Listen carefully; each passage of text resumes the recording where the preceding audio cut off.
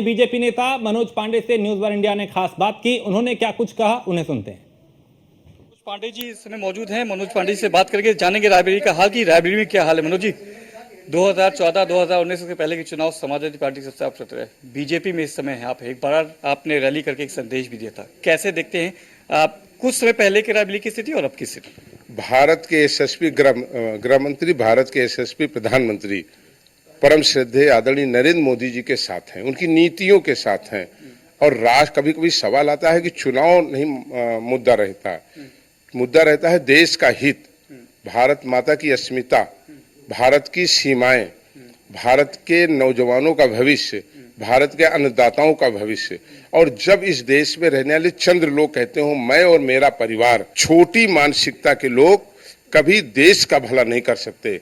देश का भला वही कर सकता है जो पूरे 135 करोड़ लोगों को साथ लेकर के चले। इसी देश ने देखा है भगवान प्रभु राम के मंदिर के लिए कितने लोगों की जान चली गई, सनातनियों का खून सड़कों पर बहा है, गोलियां उनको लगी हैं, लाठियां उनको लगी हैं।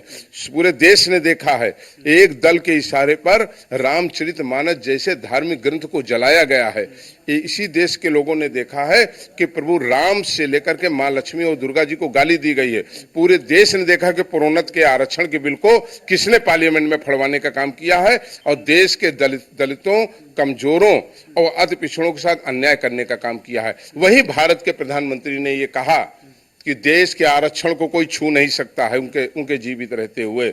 इतनी दृढ़ता गरीब और कमजोर और दलित के लिए अगर हिंदुस्तान में किसी के लिए के अंदर है तो भारत के प्रधानमंत्री आदरणीय नरेंद्र मोदी जी के लिए है।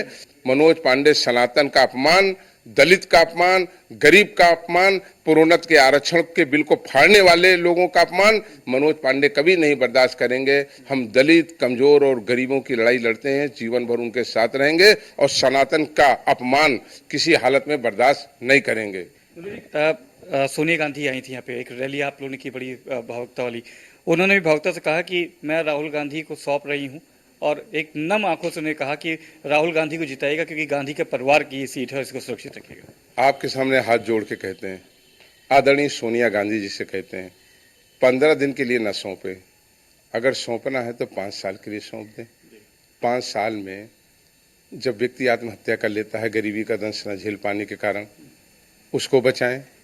रायबरेली के विकास में लड़ाई लड़ें, रायबरेली की सड़कों के लिए लड़ाई लड़ें, रायबरेली के मरने और जीने पर एक जनप्रतिनिधि होने का दायित्व निर्वाह करें, उनके साथ खड़े हों तो मैं उन्हें आभार और धन्यवाद देता। लेकिन 15 दिन के लिए, वो भी 15 दिन में केवल 48 घंटे के लिए रायबरेली को न सौंपें।